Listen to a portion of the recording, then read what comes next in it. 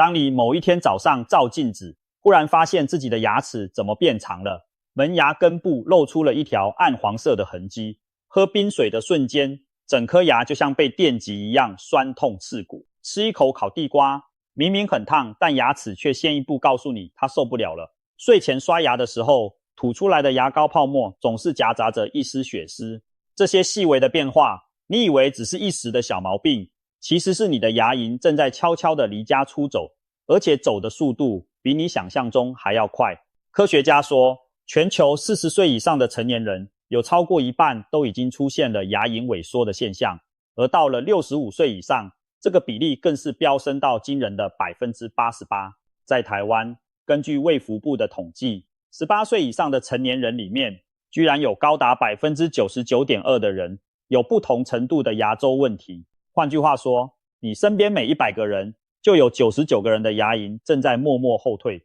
只不过大多数人毫无察觉而已。更残酷的是，这个比例在亚洲国家还在持续上升，因为现代人的饮食越来越精致，咀嚼的次数越来越少，再加上工作压力大，睡眠不足，免疫系统节节败退，给了口腔细菌大举入侵的最好时机。可是为什么牙龈会萎缩呢？为什么明明每天都认真刷牙，牙龈却像退潮一样一点一点消失？为什么有些人天天熬夜抽烟，却一辈子牙好好的，而你滴酒不沾养生有道，牙龈却退得比谁都快？更可怕的是，网络上有人说牙龈一旦萎缩就再也长不回来了。难道我们真的只能眼睁睁看着牙根越露越多，最后一颗一颗掉光吗？别急，今天奶奶就要告诉你一个让无数牙医师亲口证实的真相。如果你的牙龈萎缩还在初期阶段，每天只要做对一件事，牙肉真的有机会慢慢长回来。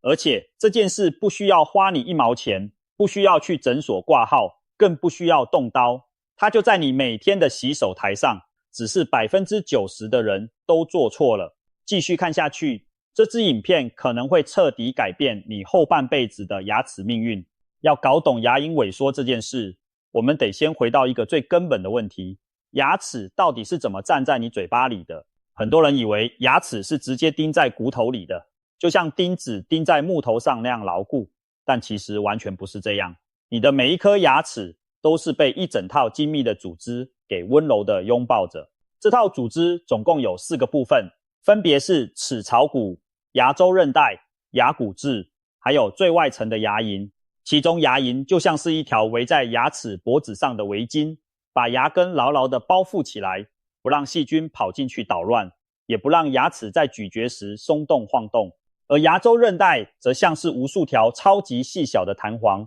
一端连着牙根，一端连着齿槽骨。当你咀嚼食物的时候，这些弹簧会吸收掉大部分的冲击力，所以你才不会每咬一口就把牙齿咬断。健康的牙龈应该是浅粉红色，紧紧贴合在牙齿表面，边缘呈现漂亮的尖三角形，而且摸起来有一定的硬度和弹性。而当牙龈开始萎缩的时候，这条围巾就会慢慢往下滑，原本被遮盖的牙根一点一点露了出来。牙根因为没有牙釉质保护，一旦暴露在口腔中，立刻就会变成蛀牙菌的大本营，同时喝冷喝热都会让你酸到天灵盖。更糟糕的是，当牙龈继续退缩，牙齿和齿槽骨的连结会越来越薄弱，最后整颗牙就像被拔掉地基的房子一样摇摇欲坠。所以牙龈萎缩绝对不是一件小事，它是你口腔健康正在崩盘的警报器，更是你全身健康即将出状况的预兆。那么到底是什么原因让牙龈离家出走的呢？这就要从一个让所有牙医师都摇头叹气的事实说起。研究发现，造成牙龈萎缩的元凶大致可以分成2大类。第一类是牙周病，这是最常见也最隐形的杀手。当你刷牙刷得不够彻底，牙菌斑就会在牙龈边缘堆积，过了12个小时后，这些菌斑会开始钙化，变成坚硬的牙结石。牙结石就像一颗颗会分泌毒素的小炸弹，紧紧地粘在你的牙根上，刺激牙龈发炎、红肿流血。而当你的免疫系统开始反击这些细菌时，免疫细胞释放出来的发炎物质竟然会反过来攻击你自己的牙龈组织和齿槽骨，让它们一点一点被分解。这就是牙周病可怕的地方。所以牙龈萎缩从某种角度来看，根本就是你的身体在自己跟自己打仗，而战场就是你的牙龈。最吊诡的是，这场战争几乎是无痛的，许多患者直到牙齿开始摇晃才惊觉事态严重，那时候齿槽骨往往已经被吃掉了一半。第二类则是物理伤害，这个原因听起来几乎可笑，没错，就是你每天认真刷牙的那双手。许多人以为刷得越用力越干净，于是拿着硬毛牙刷像在洗锅子一样横向用力来回拉锯，结果这种错误的刷牙方式不但刷不到真正藏污纳垢的牙龈沟，还会像锯子一样慢慢把牙龈给磨掉。临床上有许多牙医师都见过这样的患者，他们牙齿干净得不得了，但牙龈却退缩到连牙根都露出半截，原因就是过度用力刷牙加上错误的方向。更夸张的是，有些人甚至能在自己的牙齿上磨出 V 字形的凹槽，那是常年用硬毛牙刷横刷造成的岁月痕迹，一旦形成就再也回不去了。除了这两大主因，还有一些隐藏的凶手在背后推波助澜。第一个是抽烟，香烟中的尼古丁会收缩微血管，让牙龈的血液循环变差，营养和氧气送不到牙龈组织，久而久之，牙龈就会像缺水的植物一样枯萎。研究显示，吸烟者的牙周病发生率是不吸烟者的2到7倍，而且戒烟后牙龈才有可能慢慢恢复血色。第二个是磨牙咬合不正，许多人晚上睡觉会不自觉的磨牙，这种横向的拉扯力量会让牙齿和牙龈之间的连结被扯松。如果你早上起床时脸颊肌肉酸痛，或是另一半抱怨你睡觉会发出磨牙声，建议你去找牙医师定做一个夜间咬合板。第三个是缺牙不补。根据丹麦的一项研究，拔牙之后1年内，齿槽骨的宽度平均会减少 50%， 而支撑牙龈的地基崩塌之后，旁边的牙龈也会跟着塌陷。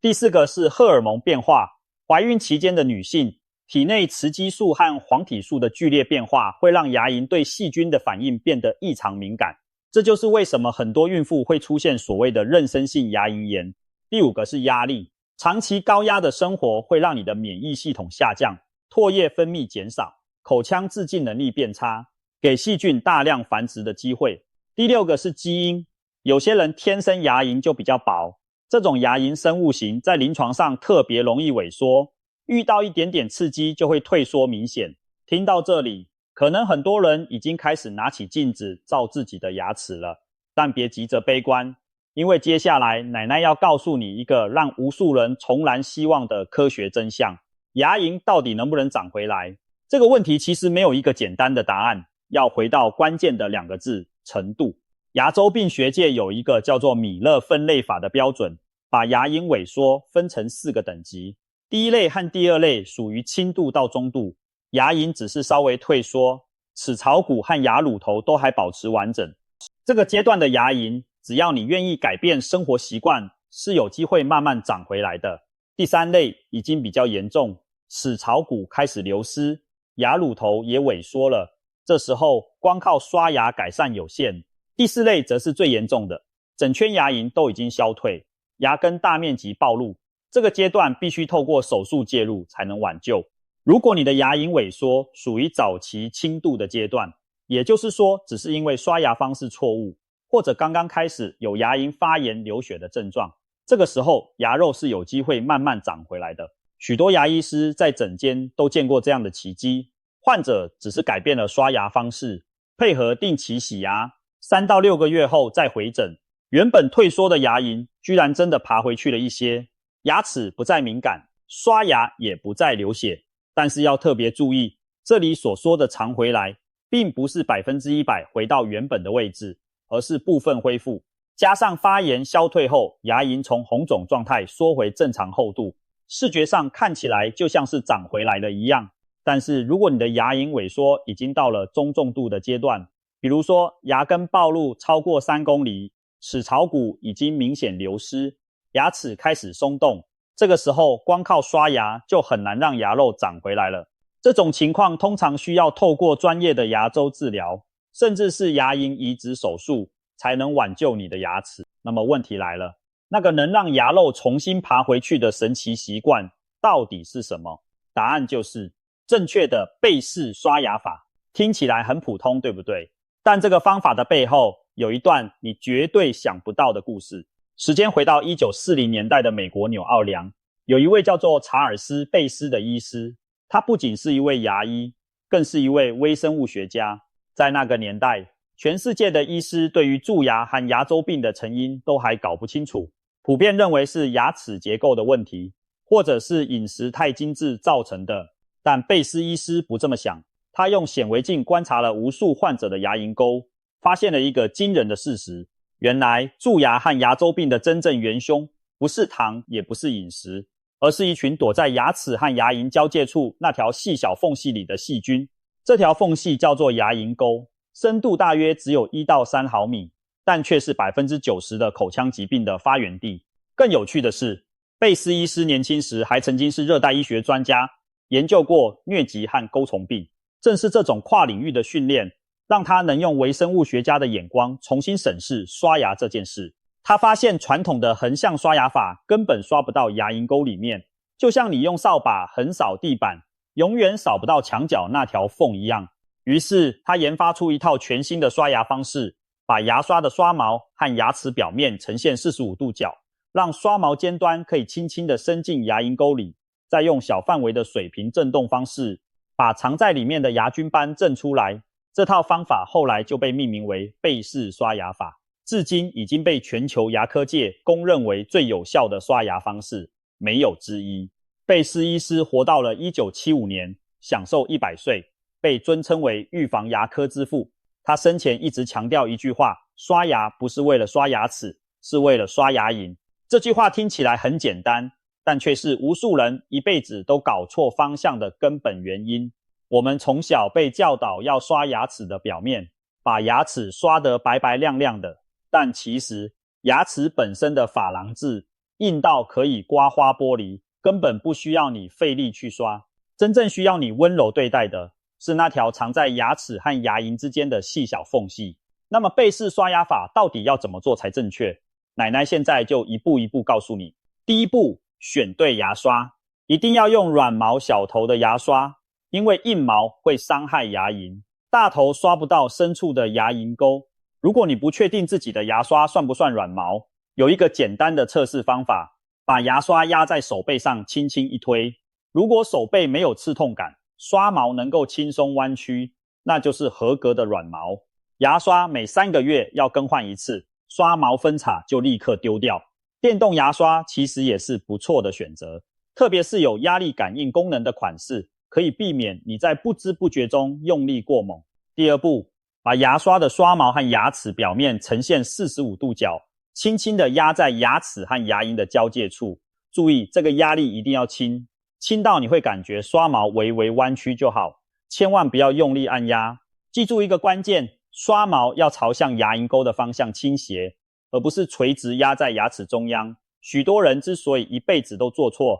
就是因为刷毛的方向从来没有对准过牙龈沟。第三步，做小范围的水平震动。重点来了，这个动作不是横向拉锯，也不是上下刷，而是极小幅度的左右震动，幅度只有2到3毫米。震动的同时，你会感觉刷毛尖端在牙龈沟里轻轻的按摩，每一个位置震动10下，然后移动到下一个2颗牙的位置继续震动。记住，是2颗牙，2颗牙地刷，不是6颗8颗一起刷。第四步，顺序要固定，建议从右上后方开始，先刷外侧，再刷内侧，最后刷咬合面，然后换到下排，一样从右下后方开始，外侧内侧咬合面，这样绕一圈下来，全口刷完大约需要2到3分钟，刚好就是牙医师建议的刷牙时间。许多人之所以每次都漏掉某些角落，就是因为没有固定的顺序，东刷一下，西刷一下，结果某些死角永远都刷不到。第五步，搭配牙线。光靠牙刷只能清洁牙齿表面的 60%， 剩下 40% 藏在牙缝中间的细菌，必须靠牙线才能清得干净。建议每天至少使用1次牙线，最好是在睡前。如果你的牙缝比较大，也可以使用牙尖刷，效果会更好。第六步，别忘了清洁舌头。舌头表面有许多细小的乳突，会藏匿大量细菌和食物残渣，这也是口臭的主要来源之一。使用刮舌器或者牙刷背面的软胶轻轻刮几下，就能大幅改善口腔环境。听起来很复杂吗？其实只要你连续做2个礼拜，这个动作就会变成肌肉记忆。许多患者反映，当他们从错误的横向刷牙法切换到背式刷牙法之后，第1个星期就感觉到牙龈不再流血，第1个月就感觉到刷牙的时候牙齿变得更光滑干净，3个月之后再去洗牙，医师会发现牙结石的累积量明显减少，牙龈的颜色也从暗红色变回粉红色。而最神奇的是，原本轻度萎缩的牙龈真的会慢慢一点一点的爬回去。但是奶奶要在这里诚实的告诉大家一件事，光靠背式刷牙法是不够的。如果你想让牙龈重新长回来，你还需要从饮食中补充牙龈组织所需的关键营养素。牙龈的主要成分是胶原蛋白，而胶原蛋白的合成必须依赖维生素 C， 这就是为什么大航海时代的水手会集体得坏血病。原来他们在船上吃不到新鲜蔬菜水果，缺乏维生素 C， 胶原蛋白无法合成，牙龈先是肿胀流血，接着萎缩，最后牙齿一颗一颗从嘴巴里掉出来。虽然现代人不太会这么极端，但维生素 C 不足的情况在外食族中其实非常普遍。建议每天至少吃2份水果3份蔬菜，特别是芭乐奇异果、柑橘类、青椒和彩椒，这些都是维生素 C 的天然宝库。一颗中型芭乐的维生素 C 含量大约是228毫克，几乎是卫福部建议每日摄取量的2倍以上。第2个关键营养素是维生素 D， 维生素 D 负责调节钙质的吸收，帮助齿槽骨维持密度。如果你经常待在室内不晒太阳，维生素 D 就很容易不足。建议每天至少在户外接受阳光直射15分钟，或者多吃鲑鱼、青鱼、蛋黄和黑木耳。研究显示，维生素 D 不足的人罹患牙周病的风险比正常人高出许多，而补充维生素 D 后，牙周发炎的指标会明显下降。第3个是 Omega-3 脂肪酸，这类脂肪酸具有强大的抗发炎作用，可以从根本上抑制牙龈的慢性发炎。鲑鱼、秋刀鱼、亚麻、人子、核桃都是好的来源。最理想的摄取频率是每周至少吃2到3次深海鱼。第4个是锌，锌能促进3口愈合，加速牙龈组织的修复。坚果、全谷类、豆类、南瓜子都富含锌，每天1小把坚果就能满足基本需求。第5个是胶原蛋白本身，虽然吃进去的胶原蛋白不会直接变成牙龈的胶原蛋白，但它提供的氨基酸是合成的原料。低脂的鱼肉、鸡胸肉、鸡蛋、牛奶都是优质的蛋白质来源，搭配前面提到的维生素 C 一起吃，效果会更好。第6个是辅酵素 Q10， 这个成分在临床研究中被证实对牙周组织的修复有加速效果，可以从沙丁鱼、牛肉、花椰菜中摄取，也可以选择营养补充品。说到这里，可能有些朋友会想，牙龈萎缩顶多就是不好看而已嘛，又不会死人，有必要这么大费周章吗？听到这个想法，奶奶要拍拍你的肩膀说，你完全错了。而接下来这段话可能会让你后背发凉。科学家在过去10年的研究中，发现了一个让全世界医学界震惊的真相。原来牙周病的影响根本不只是口腔的事情，它和许多致命疾病之间存在着意想不到的关联。2017年，台湾中山医学大学口腔医学院的张玉超院长和陈长凯医师发表了一篇研究论文，使用台湾健保资料库的大数据分析，结果显示，慢性牙周病超过10年的患者，罹患阿兹海默症的风险比没有牙周病的人高出 1.707 倍。这个数字听起来不大，但放到全台湾2300万人口的尺度去看，意味着数十万人可能因为一口牙而走向失智的命运。而这还不是最惊悚的，研究人员在阿兹海默症患者过世后解剖大脑，竟然在脑部组织中发现了一种叫做牙龈卟啉单胞菌的细菌。这种细菌正是造成牙周病最主要的元凶之一。它怎么会跑到大脑里？原来当你的牙龈发炎流血的时候，这些细菌就会顺着破裂的微血管进入血液循环，再透过血脑屏障的缝隙钻进大脑，在那里释放毒素，刺激贝塔类淀粉蛋白的累积，慢慢摧毁你的记忆力和认知能力。美国一家制药公司甚至已经在研发专门针对这种细菌毒素的抗体，作为阿兹海默症的治疗新方向。更可怕的是，研究还发现，每掉一颗牙，认知障碍的风险就会增加 1.4%， 失去16颗牙以上的人，罹患失智症的风险会大幅飙升。原来咀嚼这个动作本身就是大脑的健身房，每咬一下都在把血液和氧气送进脑部。当你失去越多牙齿，能咀嚼的次数就越少，大脑的血流量就越差，贝塔类淀粉蛋白就越容易累积。这就是为什么日本失智症权威长谷川家哉医师会说，35岁开始，牙齿决定你的后半生。除了失智症，牙周病还和心血管疾病、糖尿病、肾脏病甚至癌症都有关联。牙周病细菌进入血液后，会在血管壁形成发炎反应，加速动脉硬化和血栓的形成。研究还发现，出血性中风的患者中，有将近1/4的人在唾液中检测到了致病细菌，比例远高于一般人。糖尿病患者如果同时有牙周病，胰岛素阻抗会变得更严重，血糖更难控制，甚至形成恶性循环。而控制好牙周病的糖尿病患者，糖化血色素数值往往可以下降将近1个百分点，这对糖尿病的控制是非常显著的改善。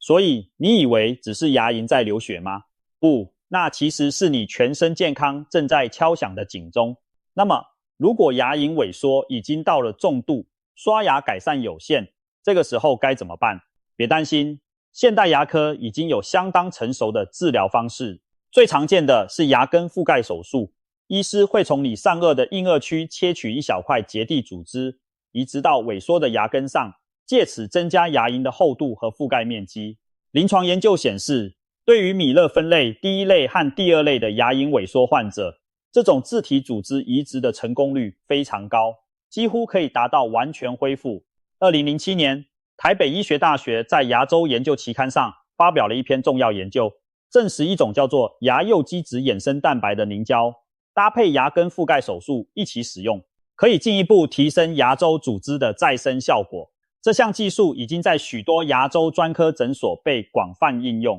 除此之外，水雷射技术的出现也让治疗变得更加精准舒适，不仅伤口小、出血少，恢复期也大幅缩短。对于不想从自己嘴巴取组织的患者，现在也有像是美国的人工真皮基质这类的替代材料。虽然长期稳定性比不上自体组织，但对于需要大面积修补的患者来说，也是一个选项。但是奶奶要再次强调，所有的手术治疗都只是治标。如果你不改变每天的刷牙习惯，不调整你的饮食和生活方式，那么即使做了再多次的牙龈移植，最后的结果还是会回到原点，甚至更糟。许多患者花了大钱做完手术，半年后又因为刷牙方式没改而再次萎缩，这种冤枉路真的不要再走了。所以从今天开始，从现在开始，从你看完这支影片的这一刻开始，请你做这几件事。第一，去买一把软毛小头的牙刷，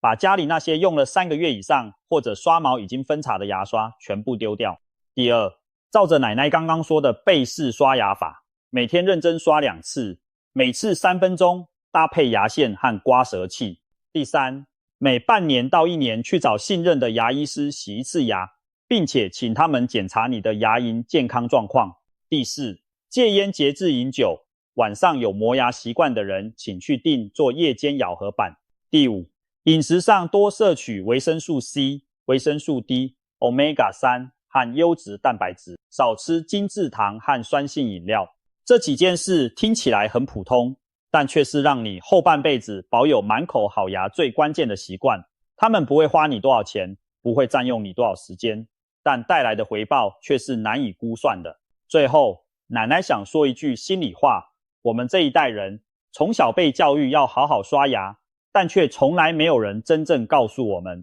刷牙的重点不是牙齿，而是牙龈。我们花了一辈子在做错误的事情，直到牙齿一颗一颗松动掉落，才惊觉原来自己一直在用错误的方式对待这口陪伴我们吃遍人间美味的好牙。我们嫌做牙齿手术太贵，却不知道一顿烧烤、一杯手摇饮料省下来的钱，买一把好牙刷绰绰有余。我们抱怨年纪大了什么都吃不动，却没意识到那是因为我们从来没有认真照顾过嘴里这套用了几十年的工具。其实牙龈真的有自我修复的能力，只要你给它时间，给它对的方法，给它需要的营养，它就会像一片久旱逢甘霖的草地，慢慢的重新生长回来。而当你的牙龈健康了，你的全身健康也会跟着好起来。你会发现自己睡得更好，肠胃更舒服，连注意力都变得更集中。你开始享受食物的滋味，从一碗热汤到一块冰品